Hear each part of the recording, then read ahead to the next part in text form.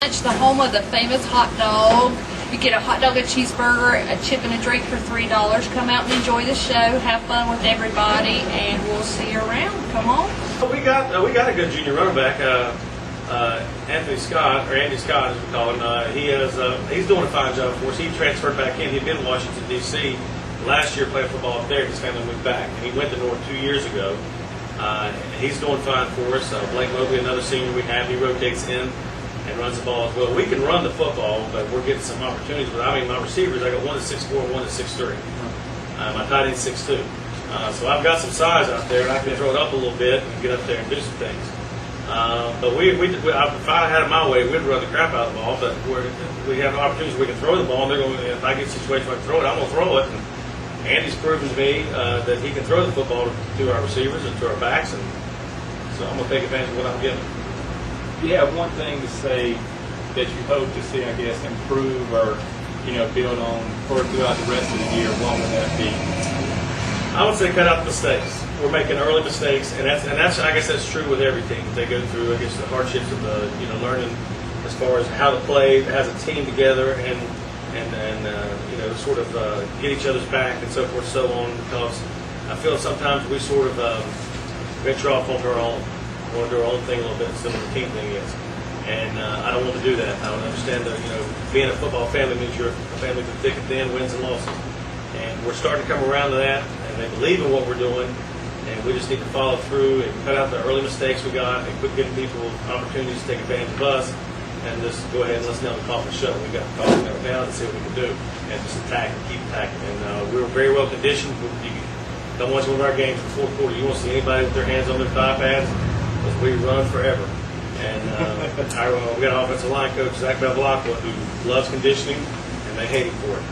And so that seems to just plan out for us in our football games. So we're very well conditioned, and we're playing a lot of guys both ways. But that will win you a lot of football games. Yes, sir. Because I know when I coached, we had teams that just laid down in the fourth quarter, and that was our strength because we were in shape, and that was the key. Well, we had Friday night would have been a prime example if he was at the ball game. North Iowa had a really good running back, Matt Ramsor, and he's their playmaker. They try to get the ball in his hands as much as possible. And our defense for 4 quarters, every time he stepped on the field, was pointing at him, calling out his name, letting everybody else know exactly where he was, and we were going to shut him down. And our defense so far has done a very good job of containing people and bringing the fight to people, attacking people, and I'm very proud of our defense. We got several of our seniors on that one go the same way. Patrick DeLucia, Brian Hubacher, Wes Gann again going over there, Blake Mobley. And so we've got a lot of guys that are going back and forth, it's having to be well conditioned to do that. You want to play both ways. You've got to be. Oh, yeah. I wish we had an opportunity to have like a two platoon, and I could have time to talk to my offensive backs, and I could have time to talk to the offensive line, but I don't have that luxury. I got to put the best 11 on the field that's going to play and put us in position to win the football game. And that's what we're having to rely on. And so far, we've been very fortunate to have a lot of injuries. Knock on wood, but the guys know that they've got to play both ways, and we've conditioned to that to make sure they can get in the fourth quarter. Nice. Well, Coach, we wish you luck this week against Hickory. I appreciate it. Look forward to possibly having you back on and down here. You can always come and see us. I love this place. City lunch. I should have got this as part of my contract, but I didn't. I wasn't part of it at the time. But when I was hired at North, former AD Mark Lackey said, "You got to go meet the city lunch." And I said, regular restaurant, sure. I've been here. I can try to come here all the time. Every work day, I try to come in here. So we can get a hot dog for 80 cents. I mean, good Lord, it's wonderful. And we've Not got only that, but the best hot dog you. Oh, I know. I'm telling you, I brought guys. When I was at Ford for 5 years. I brought a couple guys from Ford down here. I said, "You got to come eat lunch with me. You won't believe it." And they every time they go, "We got to go back." They want to come on Thursdays. We have chicken. But it's great. I enjoy coming over. So anytime you want to have me over here, we're having hot dogs. I'm in. Oh, man. I have to get you one of those special hot ones too. Those are really good. After watching you eat that one, I think we're going to pass. I'm not going to do first thing. I believe I'll lay it off that. We're going to pass on that one. Oh, everybody needs a good hot dog. Good ones you eat. Yeah. Good hair on your chest, Mike. But Burns it off. maybe the burn part. But Mike, there's some other games that happened last week in Lincoln County. Also, the big one being East Gaston, or at least it looked like it was a big game, with East Gaston versus East Lincoln, which East Gaston pulled out 28-27. Yeah. What you think of that game? And I mean, the Warriors from East Gaston have really turned it around from one year to the next, really. Talking to Coach Bias earlier in the week, he said that East Gaston, was going to be kind of a trap game for him. He thought that his team needed to play the entire 4 quarters, and they didn't. He said they got a little ahead of themselves, giving up a 27-point lead. You feel like you could do some things, give up a touchdown here. East Lincoln is a very good football team. There's no doubt. Coming off last year, they lost maybe 5 or 6 starters, but this year it's just one of those things where East Gaston, they got a little ahead of themselves. East Gaston, had time, had a whole half to do it, and it was a great game. I mean, East Gaston this year, you got to watch out for them. The last drive, they drove the length of the field, about 75 yards, and scored with 11 seconds left. Or run their last play with 11 seconds left. When he scored, there was nothing, and they ran it up the middle.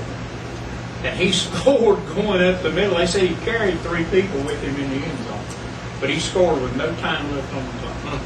Heartbreaking loss. Oh, it was big. Also, you had Lincoln whooping up on North Gaston 37-7. I mean, well, Brandon Wilson out or limited, I should say, at the running back and quarterback position. Got a couple of touches, I believe. He still plays defense, still plays hard. Lincoln plays good defense.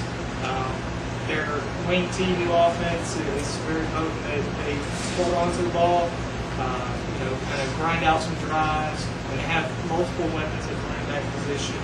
And North Gaston just, you can't keep up the speed. That's something you can't teach, and you just can't. Lincolnton has tremendous speed. I mean, tremendous speed. They got 4 kids that can literally fly. And that, you cannot substitute speed. You can teach a lot of things, but you can't teach 4 or 5 in the 40. You either got it or you're chasing. Yes, you either got it or you're chasing it. Good point, Coach. Absolutely. And they've got speed. And the 2 guys that they brought in when Brandon was hurt to play quarterback, the sophomore and the senior, Tevin Aber, they both did a great job. And I understood Brandon threw one the other night left-handed and completed it. So they've got talent. sounds like it. Would you say Lincoln right now is the team to beat in Lincoln County? I mean, or maybe top 1 in Lincoln County right now? Well, I would say so, but you're going to have to see how they do Friday night. They got a big one coming Friday night. It's a non-conference, but Lincoln's been playing Shelby forever, and I think Shelby holds the lead in overall games. But Lincolnton, Friday night's going to tell a lot about Lincoln. If Lincoln goes up to Shelby and beats Shelby, yeah, they're a team to beat, period. You beat Shelby at home, I think that says a lot. And, of course, now Shelby got beat by Crest last week, 31-21, which surprised me a little bit. I didn't think he'd be that much of a spread. But Crest has got speed, too. Yeah, that's a big school right there.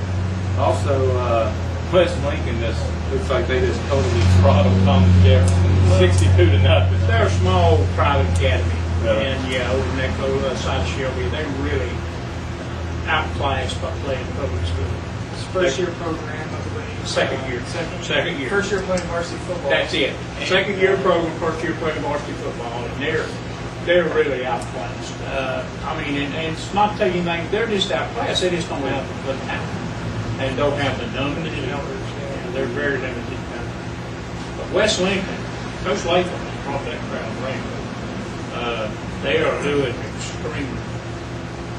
Their only loss was to a good team right there. And in that game, they had the best stats, but they turned the ball over 6 times, didn't they? 5 or 6 times. They've got a good rushing attack. You can't do that and win. Devin Travis is their horses, one of their horses, their main horse. Kyle Harris is the other. I believe